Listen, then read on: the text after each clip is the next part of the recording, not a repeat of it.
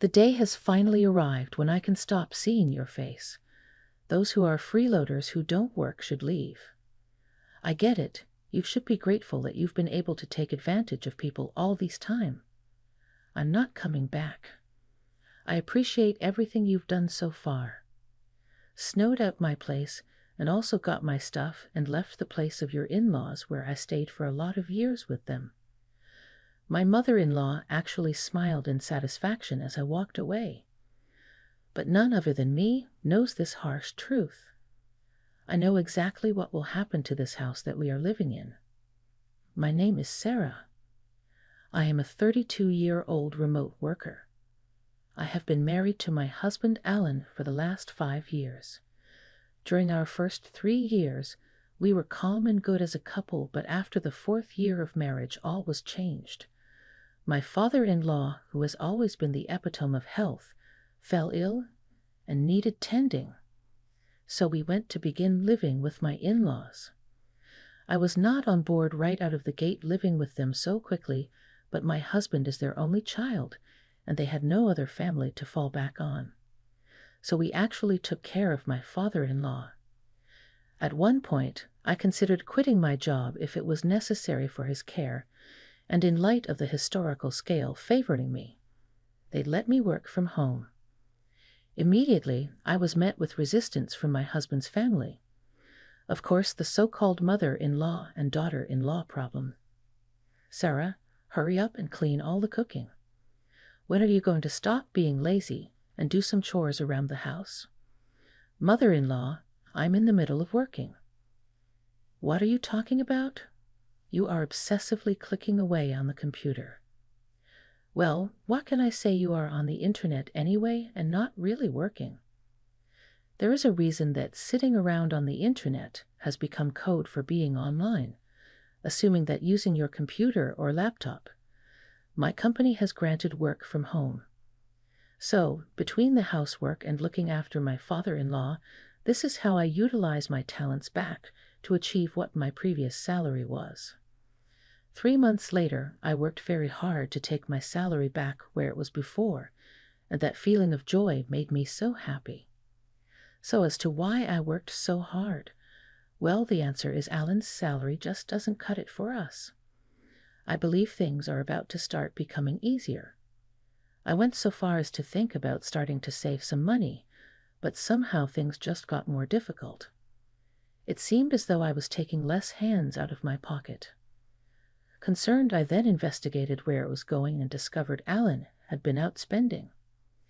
I realized that my mother-in-law was also an extravagant spender of money. Thenda has always been a bit of an Alan, taking his employees out to lunch. But then sometimes it feels like he's just using our credit cards to take people out drinking. If Alan uses more than I earned, it doesn't matter. We shall definitely find our livelihood dwindling.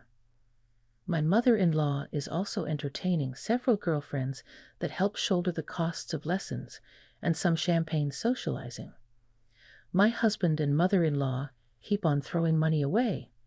I keep on serving my father-in-law like a maid. Due to this, my paycheck now covers all of our expenses for living, and I have no dream to save. This started to worry me, so I confided in my husband and mother-in-law.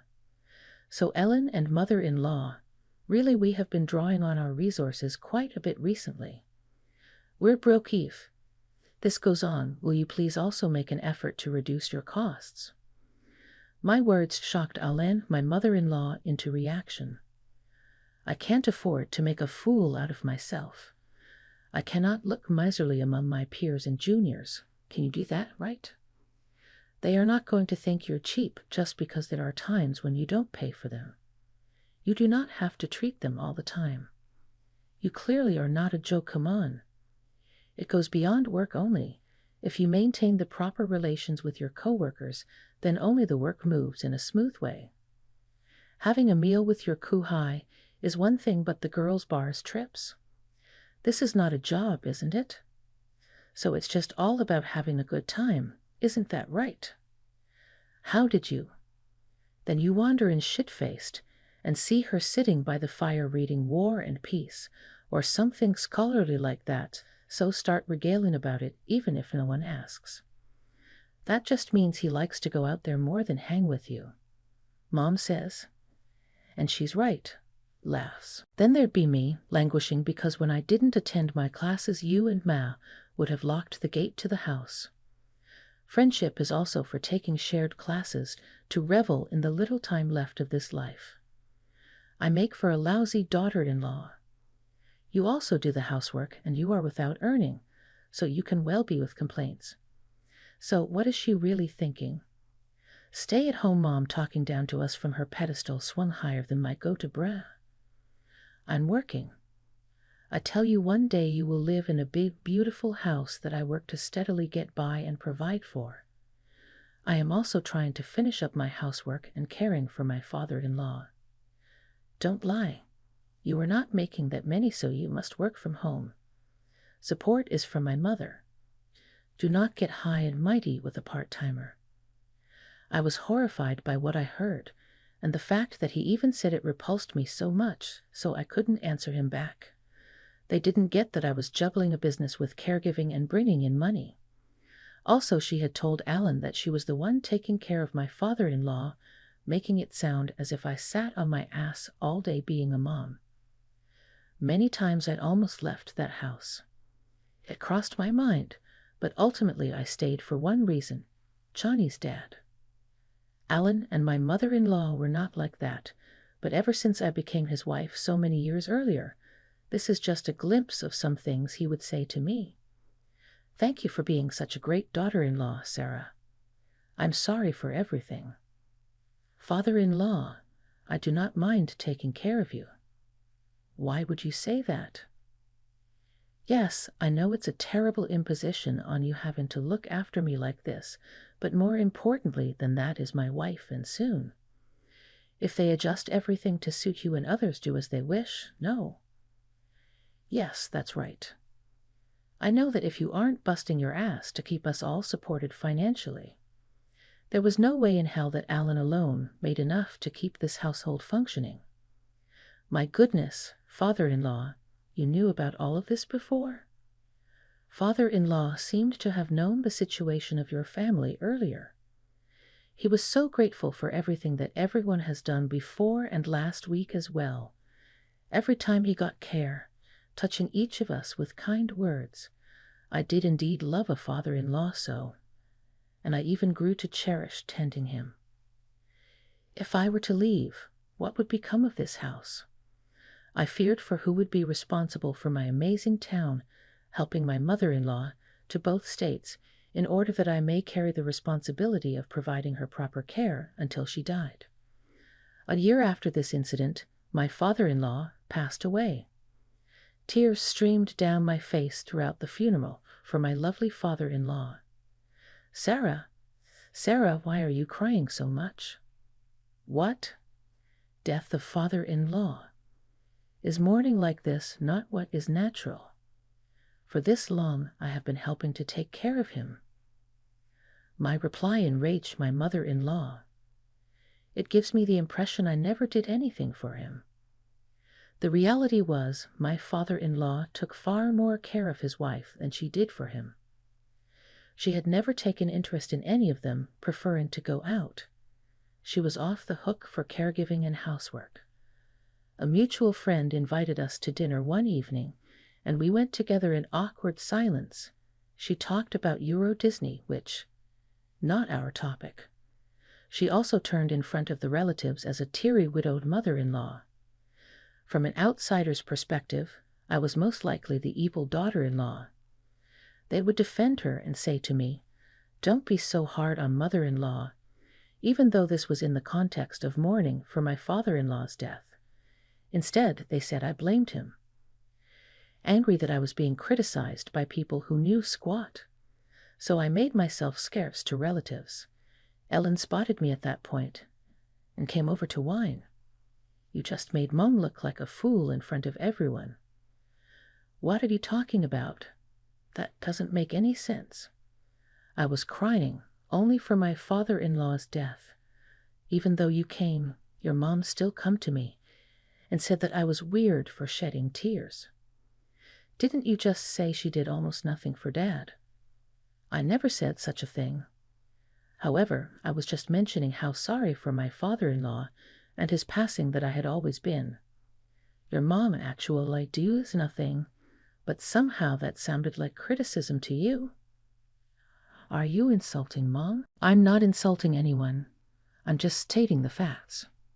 P. If it bothered you so much, then how about noticing your father-in-law too? If that annoys you so much, then care for him yourself. What business is it of yours? Why are you criticizing me? None of my fucking business. As his blood, of course you care for him. I work for this family. I take care of the house and relatives.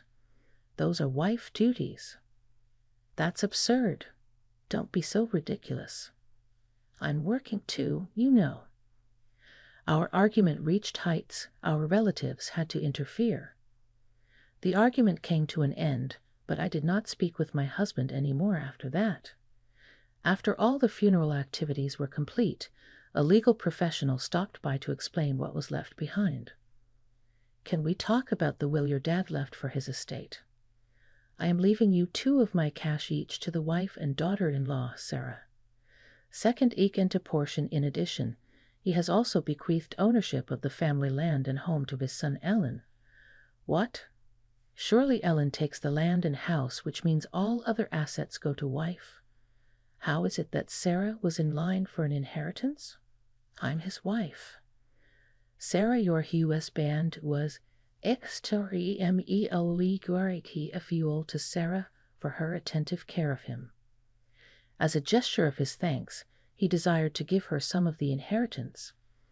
This is what he decided, so it must be expected conditions take this form. I can't believe it. Oh, I get it. You were only looking after him for your inheritance, weren't you? How could you think that? That has to be it. Otherwise, you never would have been this devoted to him, even not being literally blood-related. I got along with my father-in-law very well, since the day I married his daughter. I was then grateful for that, so I looked after him. So you are saying that you actually attempted to allow me to be the non-blood-related person through which my ex-husband had his own husband take care of him. That seems kind of like psychological abuse. Don't be ridiculous. Well, I simply will not refer to it again. My mother-in-law continued, pretending to look resigned that she hadn't other choice but to kill off any other inappropriate thoughts that wouldn't come into play in front of the lawyer. So that was Dad's decision. That's grand, grateful living for you. How is that taking care like Sarah? If that is how it works, then we have to play along. May I continue? Och, well, your father told us that we could rest, Sarah. At this, my I hate your guts now, maybe I don't, mother-in-law broke into a big grin. Yes, that's great. I understand. Huh? What do you mean? My mother-in-law was very happy and my husband was surprised. He opened his mouth but seemed not to quite comprehend her.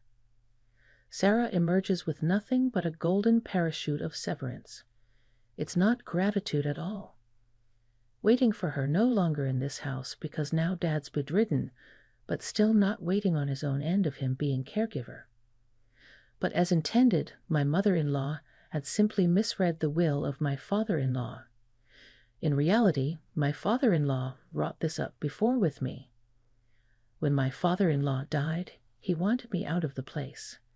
He manipulated my husband and mother-in-law with the will so seamlessly providing them a reason for me to leave, which I figured was probably all my father-in-law had ever wanted in the first place, and where he thought it would lead, to safely riding his will like a horse, out of town with me clinging onto one stirrup, which told you how little anyone really knew him. Because as soon as he kicked off for eternity on that his will on high-wired Nan called death, then wired up weepy stupid Elaine, took away her 2 brothers' wire screws, and no doubt interpreted this change set clause as finally giving her an excuse somewhere.